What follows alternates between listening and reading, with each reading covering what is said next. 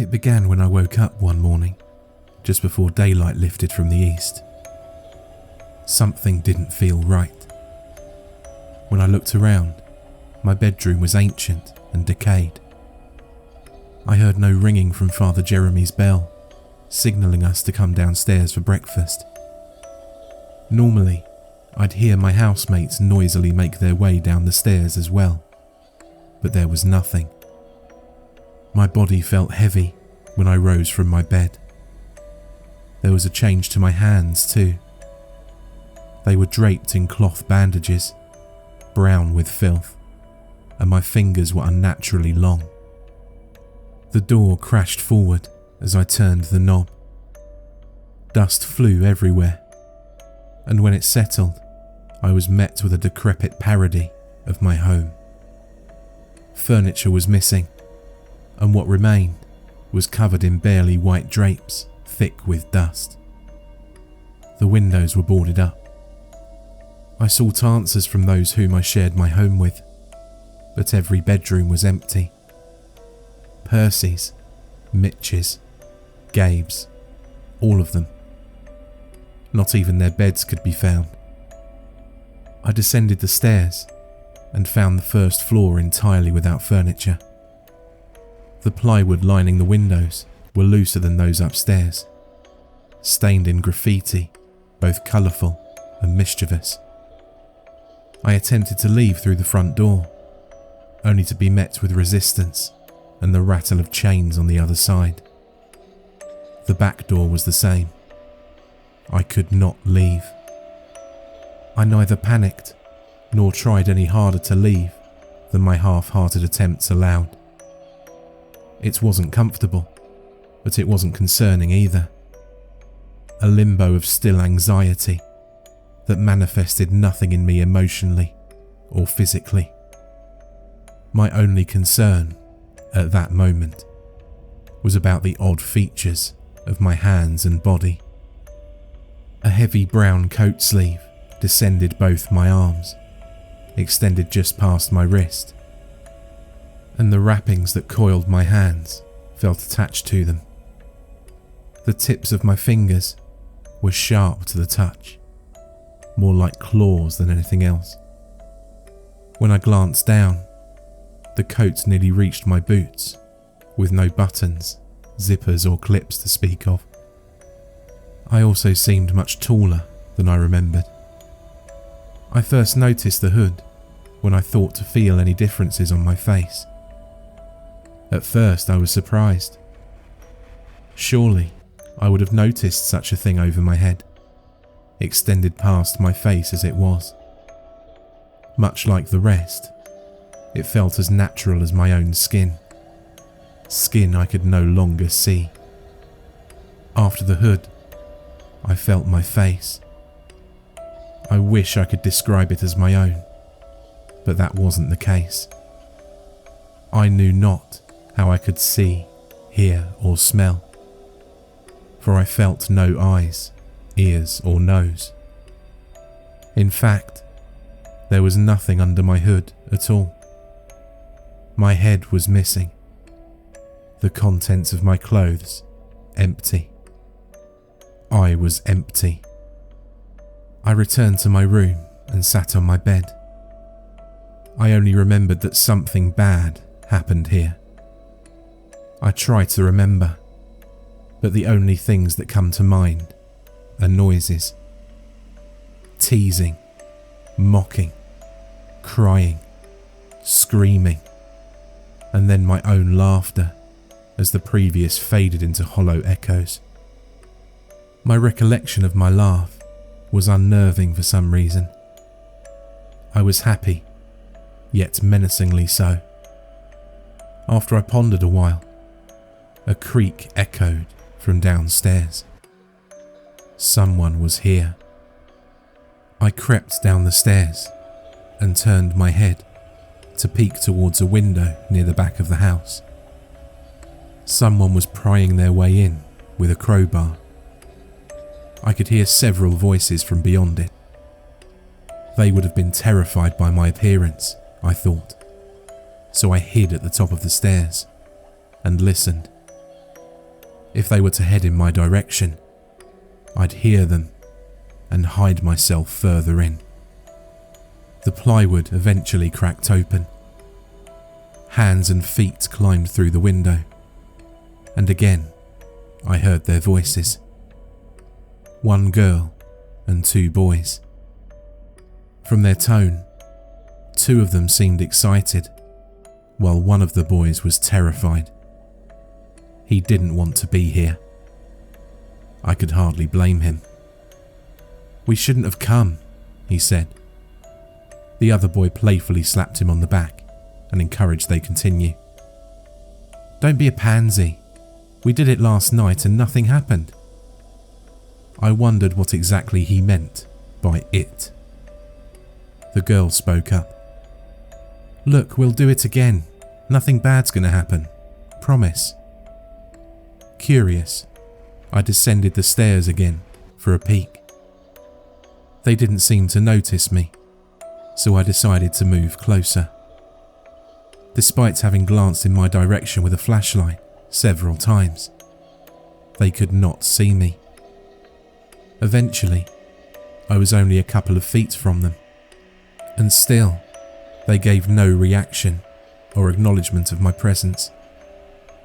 The girl drew a small circle between them in the dust. Afterwards, she filled it with a letter, T, and then a B drawn from its vertical line. The two more courageous of them chanted a rhyme to the circle.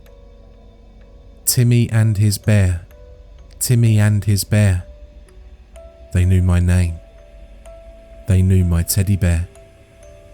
But I didn't know these people. No one loved each other more than Timmy and his bear. Something boiled inside me. What they were saying was true, but it made me angry. They shouldn't talk about my teddy bear so ridiculously. No one should. A sting clung to my core as they chanted on. The kind when one feels anger festers into a slow hatred. Bullies tied Timmy onto a rocking chair. I remembered bullies. I lived with bullies in this house for as long as I could remember. My body remembered the burning sensation of those ropes, too. And when they broke his bear, they hurt my teddy bear. No one hurts my teddy bear. I loved him. He loved me. No one loved me as much as my teddy bear did. In fact, no one loved me at all before he came. Timmy bled them everywhere. As part of their ritual, the two of them forced a simultaneous scream. The timid one didn't take part, but the others must have done this before. The rhyme was irritating, but the scream at the end did something more to me. A pulse rippled through my body like a loud heartbeat. Seconds later, as the one boy explained a second time, there was nothing to fear. His sight fixed directly at me. All colour drained from his face. His eyes widened, and his lips trembled before letting out a genuine shriek. I wish he didn't do that. I learned a terrible thing in that moment. I get hungry when people scream. Before I could think about it, both claws dug deep in his chest. Something about the frozen trauma on his face was so appetizing, so I lowered myself closer to him. My hood enveloped his entire head. There was a crunch, and I lifted my face away. Memories flooded my mind that weren't my own, but his. His whole life flashed before me in a blink. Such a waste. Such a bully. His parents didn't deserve his spite, yet he was an angry child anyway. There was a gift within him, though. An artist, great with paint and quite imaginative. His pain would have made for good inspiration.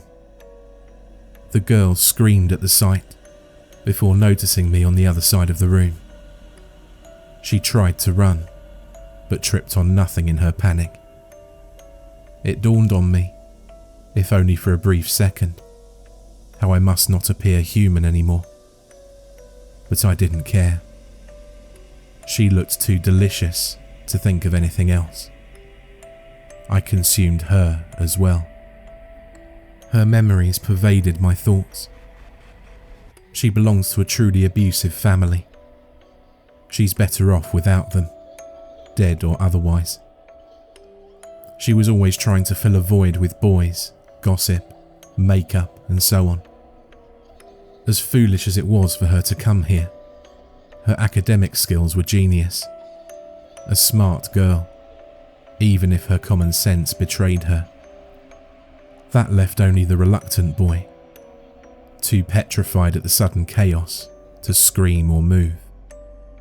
He stared at them, unable to see me. I didn't feel compelled to consume him, but I couldn't let him leave to tell the world about this. A hefty backhand ensured his unconsciousness. I decided to contemplate his fate later, so I dragged him to one of the empty bedrooms upstairs. I was confused as to why I did what I did as I paced back and forth in my bedroom. My chest sank with pity for them. They weren't the best, but they weren't the worst either. They were just children, seeking a thrill. Frustrated, I yanked and crushed a plank from my window. What I saw outside chilled my inhuman body to its empty core. Pillars of blackness, tall and thin, crawled along the horizon. Shadowy smoke trailed behind them as they followed each other. From where I stood, they were as drawn lines of ink that connected the earth to the orange-tinted sky. They marched slowly, always the same distance from each other. When I stared long enough at one, I could barely discern a pair of vertical eyes at its pinnacle. It was watching me. They were watching me. They sang in low whispers, forbidding I leave this place. I looked down through my window so as to plot an escape, but I witnessed the ground outside sink into an endless void, as if only to prove them right. I wished to move on, but I couldn't while here. Memories of what I've done came back to me as I stared off at those towering watchers. I did horrible things out of anger and misery in life. Things I wish I didn't. A loneliness set in, I thought long forgotten. My teddy bear wouldn't let me stay like this. He would have been here for me, gave me comfort, held me as tight as I held him. That's why he was the world to me. That's why I did what I did to those bullies. No one does that to my teddy bear. I know he must be out there, somewhere. I need to find my teddy bear. He'll make me feel better. He always does. I returned to the bedroom where I left the boy survivor. He was still breathing. Poor child, asleep in the presence of a monster. I gave him a pat on the head for comfort. It wasn't much, but there was nothing else I could do. When I pulled my claw away, an invisible tug shot between my palm and his head. I saw through his memories in that instant. He was a writer, and a creative one at that. In his life, I witnessed loneliness, tears, and a desire for escape. Yet, there was a world within his world. His genius shined in it. His mind endlessly sculpting entire worlds, peoples, heroes, villains and the like, with even the faintest spark of inspiration. He was a good kid too. Well behaved, considerate and honest. I even saw, through his eyes, the moments which I devoured his friends.